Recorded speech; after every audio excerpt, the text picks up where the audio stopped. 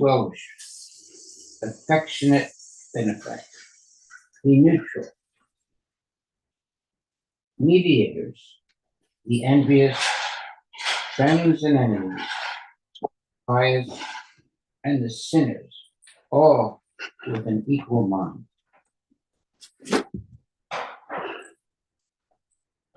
Okay, there's no purport, so I'll just read that verse again.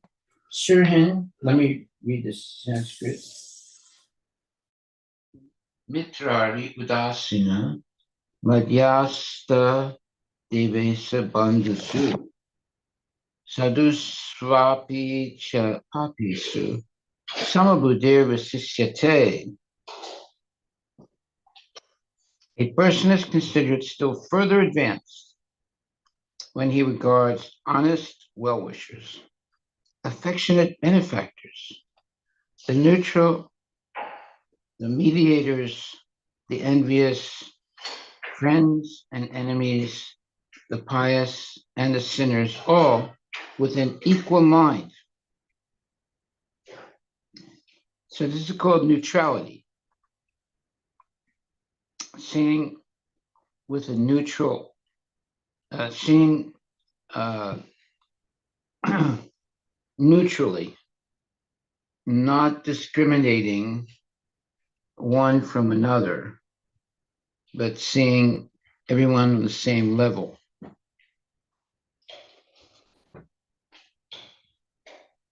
Okay, so there's no purport, so we'll go to the next verse, text 10. Yogi yunjita satatam atmanam rahasi stitaha ekaki yata chitatma nirasir aparigraha. The transcendentalist should always engage his body, mind, and self in relationship with the Supreme. He should live alone in a secluded place and should always carefully control his mind. He should be free from desires and feelings of possessiveness. So that's a description of a genuine transcendentalist or transcendental person. He should always engage his body, mind, and self in relationship with the Supreme Personality of Godhead. He should live alone in a secluded place and should always carefully control his mind. He should be free from desires and feelings of possessiveness. Purport by His Divine Grace, A.C. Bhaktivedanta Swami Srila Prabhupada. Krishna is realized in different degrees as Brahman, Paramatma, and the Supreme Personality of Godhead. Krishna consciousness means concisely to be always engaged in the transcendental loving service of the Lord. Okay, so that's a nice definition of Krishna consciousness, to be always engaged in the transcendental loving service of the Lord. But those who are attached to the impersonal Brahman or the localized supersoul are also partially Krishna conscious. Because impersonal Brahman is the spiritual ray, meaning light, of Krishna. And Supersoul is the all-pervading partial expansion of Krishna. Thus, the impersonalist and the meditator are also indirectly Krishna conscious.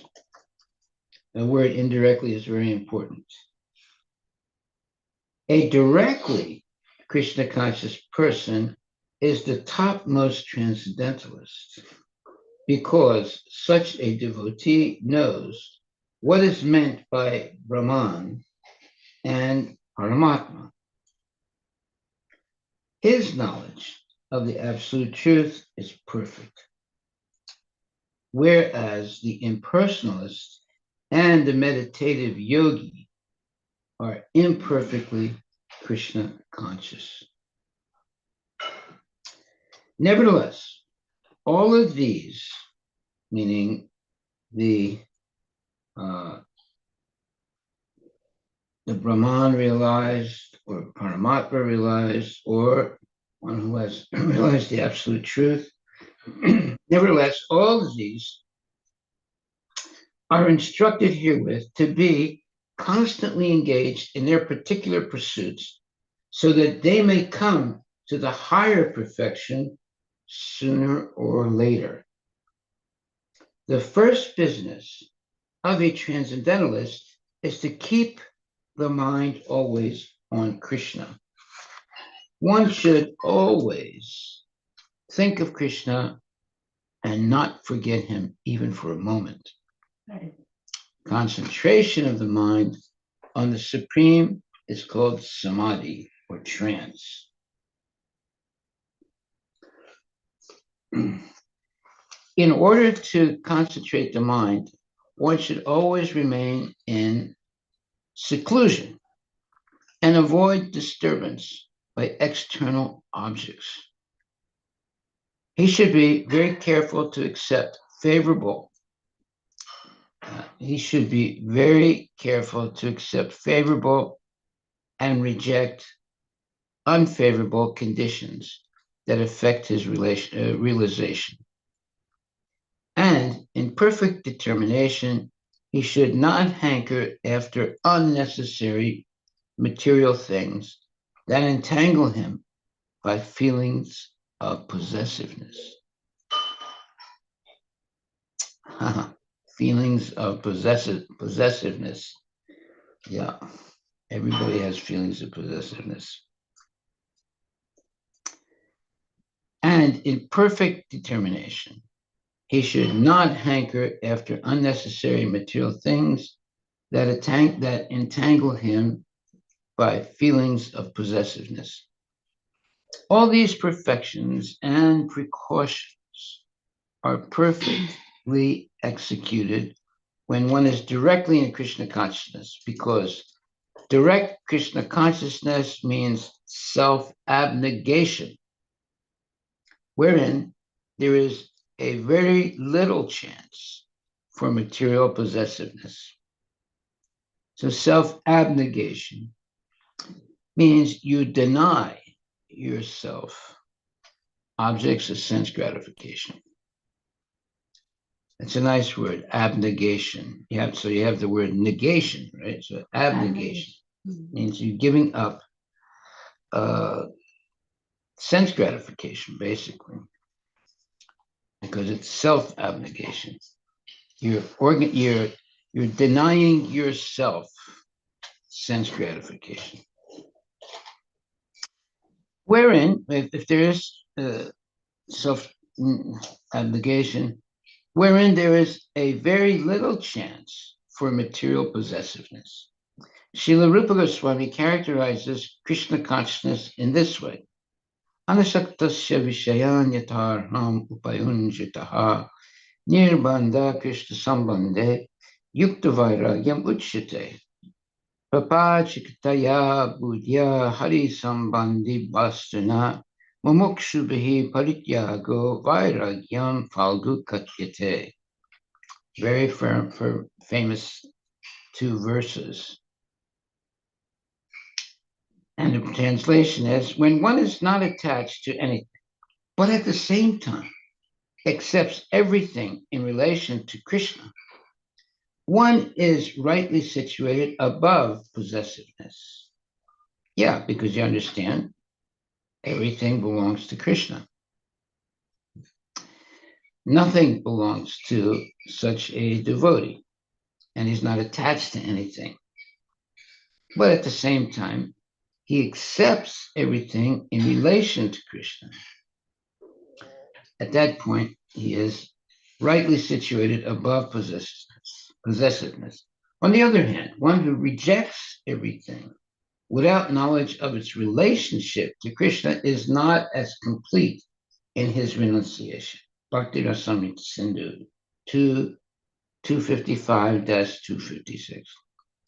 A Krishna conscious person well knows that everything belongs to Krishna, and thus he is also always free from the feelings of personal possession. As such, he has no hankering for anything in his own personal account. He knows how to accept things in favor of Krishna consciousness and how to reject things unfavorable to Krishna consciousness. He is always aloof from material things because he is always transcendental and is always alone, having nothing to do with persons not in Krishna consciousness. Therefore, a person in Krishna consciousness is the perfect yogi. Well, it's the truth. If you want to be a devotee, you really have to give up the association of non-devotees. Very important. Otherwise, you'll never be able to really purify yourself, because the non-devotees will always talk nonsense, do nonsense, think nonsense, and their association is contaminating. Therefore, it says here that a Krishna conscious person well knows that everything belongs to Krishna. Well, how many people in the world know that everything belongs to Krishna? Not many. Of course, a lot of people believe it belongs to them, but how many people actually belong to everything, including the body and the mind and the senses? It all belongs to Krishna. Therefore, if everything belongs to Krishna, what is the conclusion in our life? We should use everything in the service of Krishna because it all belongs to him. Okay, so these two verses quoted here, Anasaktasya Vishayan, and so forth, when one is not attached to anything, but at the same time accepts everything in relation to Krishna, one is rightly situated above possessiveness. On the other hand, one who rejects everything without knowledge of its relationship to Krishna is not as complete in his renunciation. Okay. Yeah, we had this one when I had the My Sweet Lord, My Sweet Lord place, where we were feeding people free, and it was nice. A lot of people were coming. And then at one point, this one person sort of, wanted to, volunteer, and he was volunteering every day. And so at one point, he thought that he owned the Sweet Lord. My Sweet Lord. I'm not kidding you. He thought that he owned it. And so, it was very, very disconcerting. I mean, it was a problem, because he actually thought he owned the place, although all the money to run the place was coming from me, but he thought that he owned the place, and he thought they should make all the decisions. So we were thinking, how are we going to stop this, So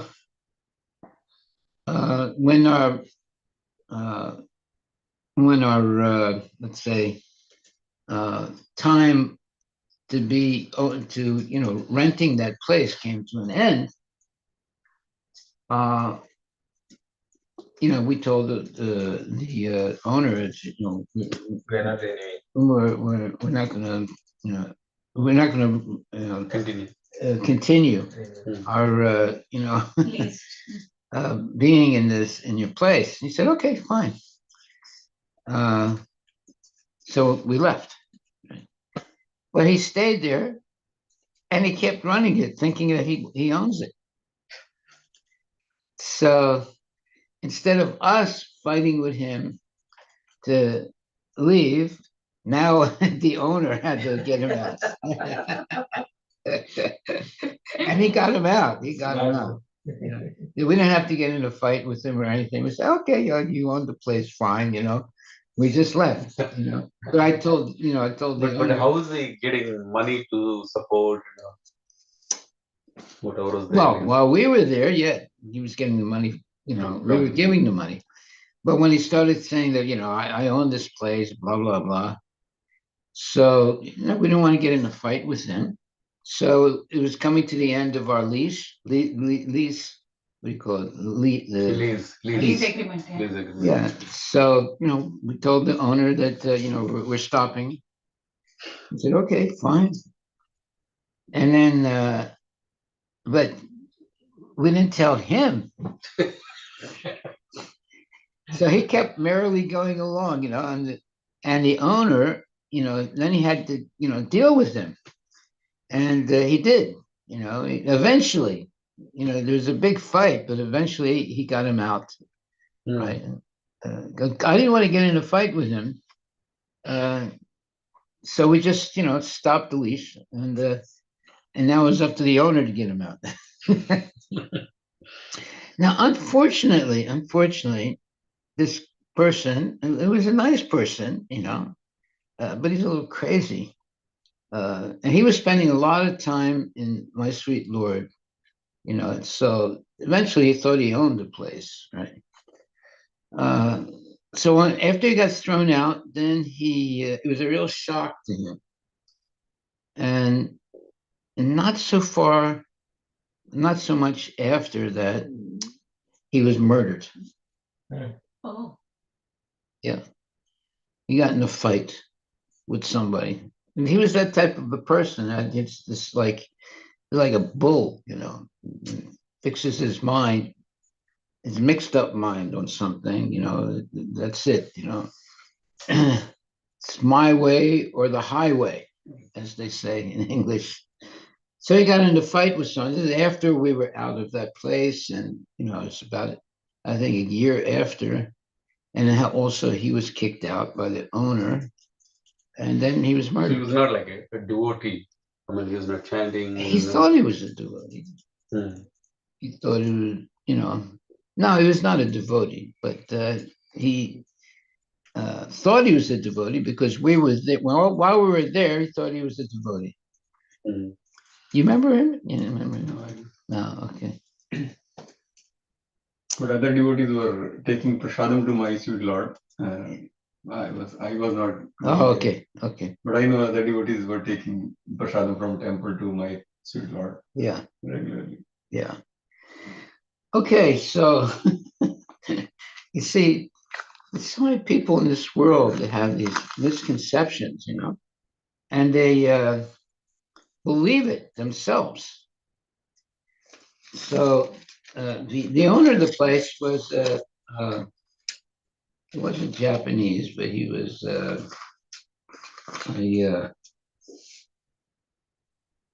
what do you call it? Where was he from? Well, he was not Japanese, but he was anyway. He was not an American. He was anyway. He had to get him out. So I didn't want to get in a fight with him. So we because our lease was ending, I just told the owner, okay, we're finished. And we walked away, but he stayed.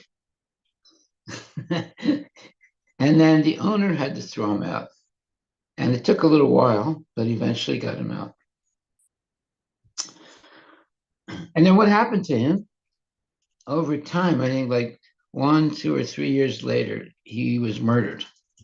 Because he had that type of mentality, he just assumes things without understanding, and and he got in an argument with someone and the guy killed him. Terrible. Yeah.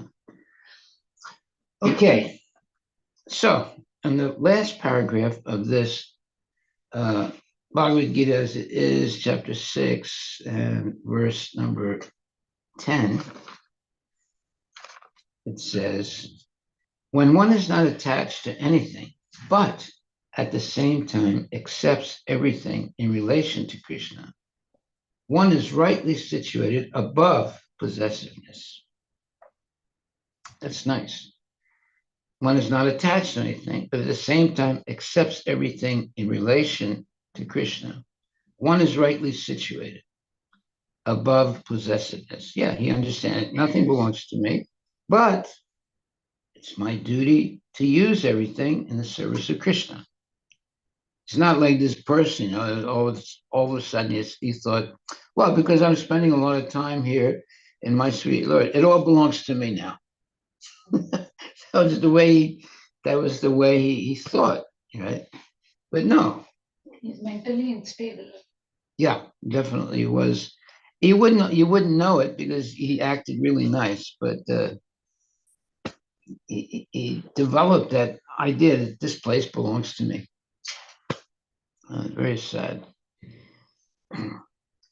So when one is not attached to anything, but at the same time accepts everything in relation to Krishna, one is rightly situated above possessiveness. On the other hand, one who rejects everything without knowledge of its relationship to Krishna, in other words, without knowledge of how he can use that thing in Krishna's service,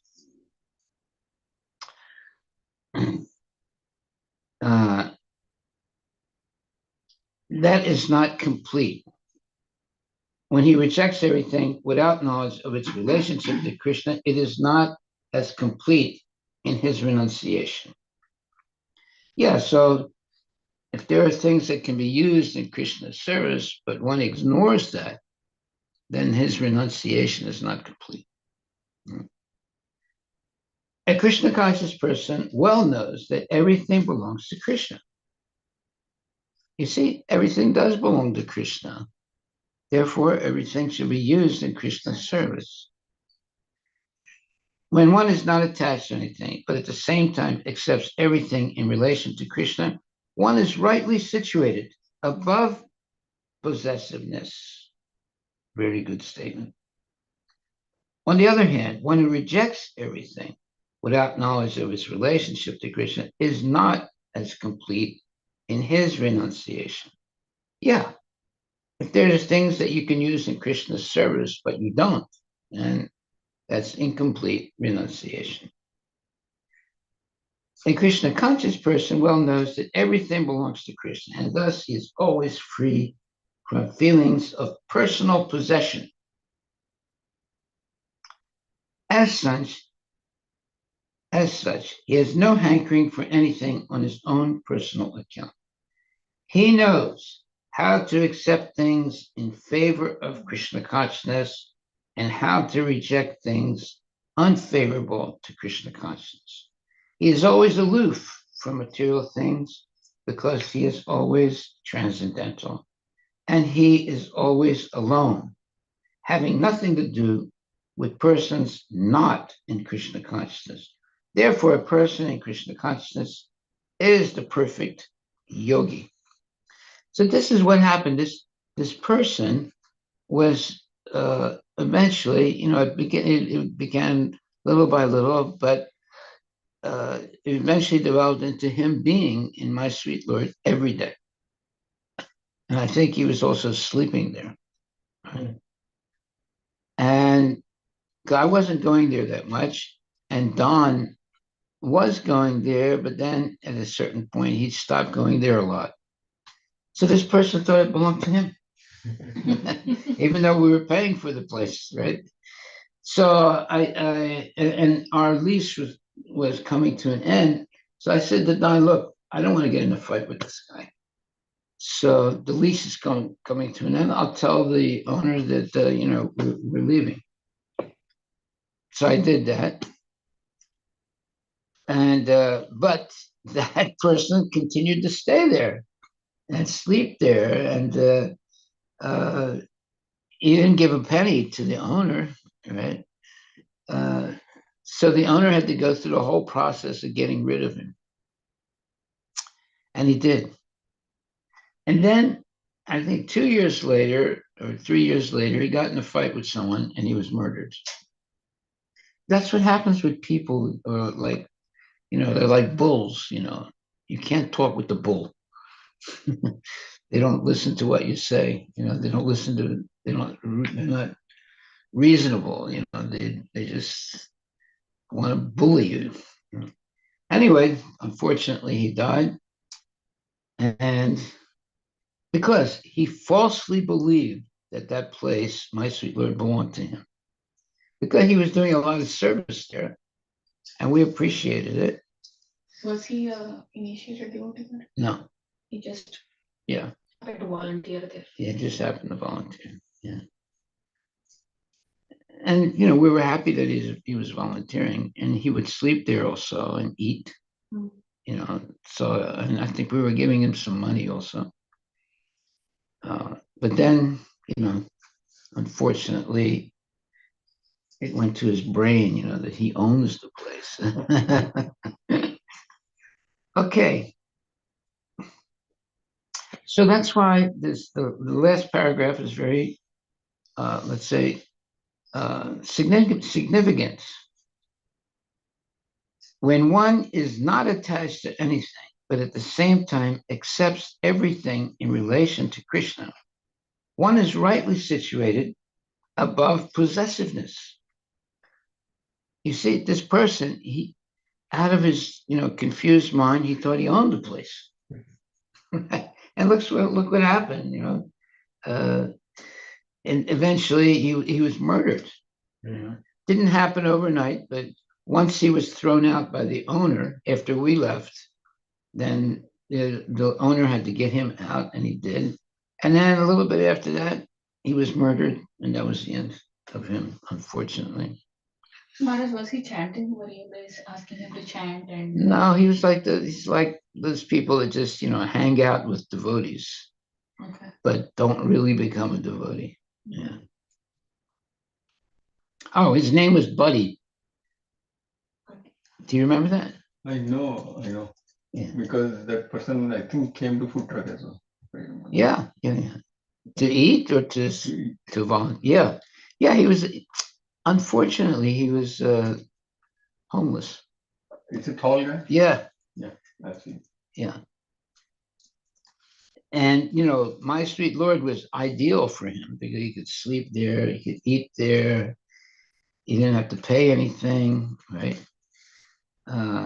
But when at one point he started telling everyone, "I own this place," then I said to Don, I said, "Look, this can't go on like that." So Don said, "Well, what are we going to do?" I said, "Well, I don't want to have my sweet Lord restaurant anymore. I want to have a food truck." So we'll just end the our lease. It was coming to an end anyway, and we ended it. He stayed. He kept running it somehow or other.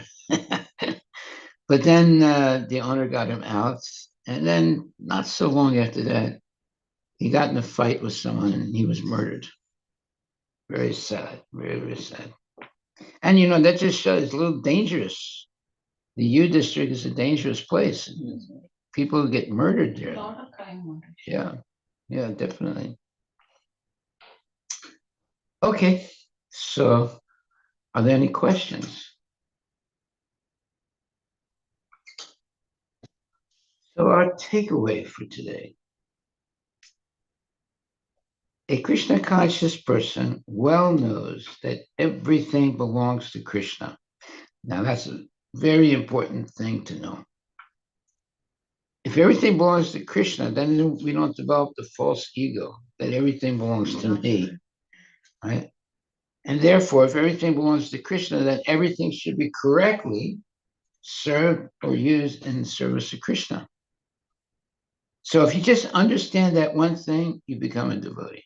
Everything belongs to Krishna. Therefore, we should use everything in the service of Krishna.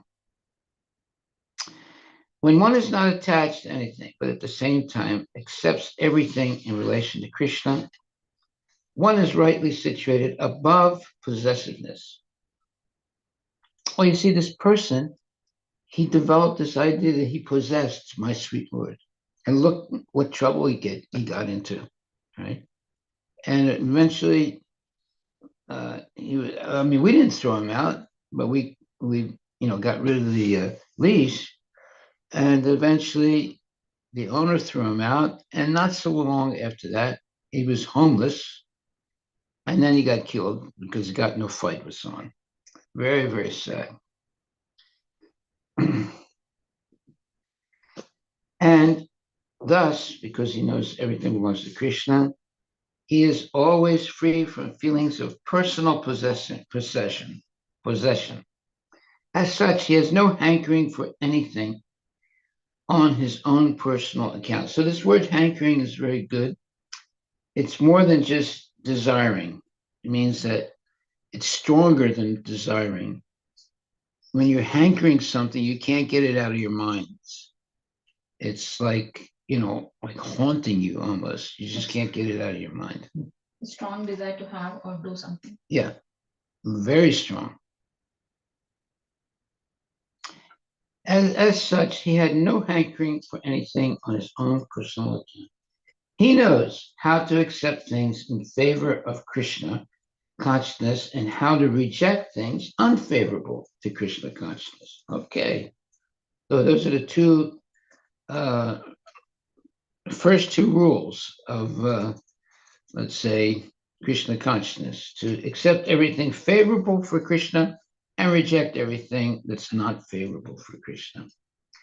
He is always aloof from material things because he is always transcendental. And he is always alone, having nothing to do with persons not in Krishna consciousness. That doesn't mean he's alone, but he's alone from non-devotees. Right? Therefore, a person in Krishna consciousness is the perfect yogi. Haripol. Right. All glories to Srila Prabhupada ki jai. Okay, so now it's 7:35. Any questions anyone would like to ask, or any comments anyone would like to make? Maharaj, can you elaborate on he's always free from feelings of personal possession? It is very hard.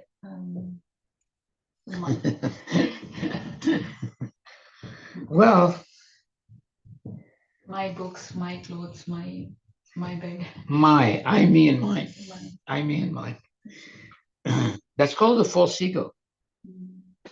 So, you have to realize that, ultimately, it's not just nothing belongs to me, but it's everything belongs to Krishna. So, therefore, we're not functioning on the fact that nothing belongs to me. We're functioning on the fact that everything belongs to Krishna. That's a positive thing. Yeah. Nothing belongs to me. Well, that's like a wishy-washy thing. A huge difference, man. Huh? There's a huge difference between those. Yeah, yeah. So if we accept that everything belongs to Krishna, then happily we use everything in Krishna's service. And Krishna, not being a greedy person, makes sure that we have everything necessary to continue our service. See, it all depends on how you see things or how you conceive of things. So, yeah, we should understand everything belongs to Krishna. Therefore, we should use everything in Krishna's service. So I think I told you this once before. There was this one devotee. Who was that? Anyway, I gave him a car, and he was driving it. And one day he had a really bad accident with the car. So I went to the hospital to see him. And I said, "What happened?" He said, "Oh, I had an accident." I said, "Really?" I said, where were you? I mean, how did this happen? And where did it happen? He said, "Well, it happened in Seattle." I said, where were you going with the car? said, oh, I was just going, I had to go somewhere. I said, no, come on, you were going somewhere. Because, I mean, it was one of my cars, right? And he had an accident with it. And he's not wanting to tell me why he was in Seattle with the car. So, after a little more discussion, he finally said, well, I was going to go see a movie. I said, I said, now I understand. You were going to see a movie with the car that I loaned you so you could use it in Krishna's service. So because you went to Seattle to see a movie, you were no longer under the protection of Krishna. That's why you had the accident.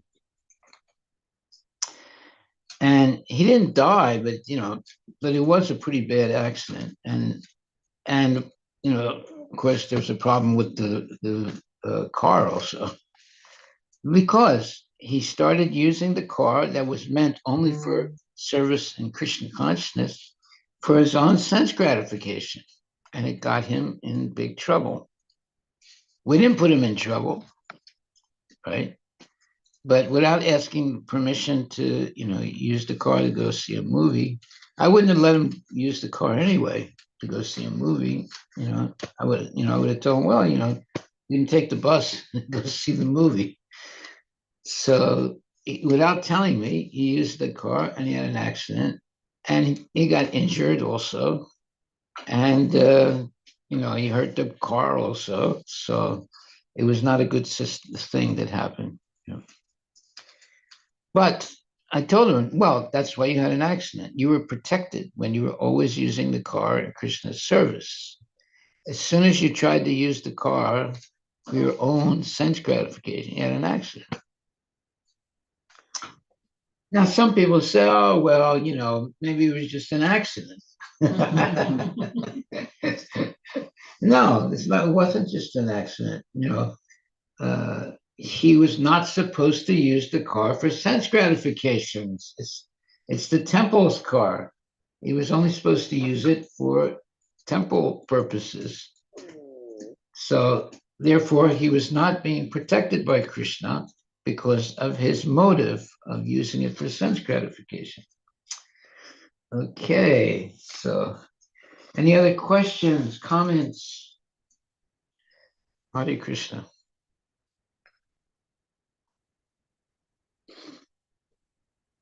Just more follow up on the same question. Like everything belongs to Krishna means, yeah. Theoretically we know like this is the truth, but day-to-day life when we are dealing with, we forget like even this body belongs to Krishna. Like sometimes we think like I am this body and acting, and sometimes we think like no, body belongs to Krishna, and we have to be very careful how we are using it or dealing or whatever. Well, if we like that, like, if we want to use everything, because everything belongs to Krishna, we should come to the conclusion that we use everything in Krishna's service. Then there's no confusion. So before you do something, you should think to yourself, is this something that Krishna will accept or not? And if it's something that Krishna won't accept, I'll give you an example. Long time ago, and late at night, I was staying by myself and it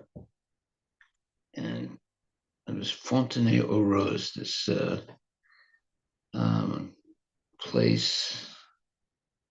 Was it Seattle? Paris. Huh? Paris. Yeah, in Paris. Right. So someone knocked on my door like 11:30. Right. So I went to the door, but I didn't open it. And I said, who is it? And it was a girl.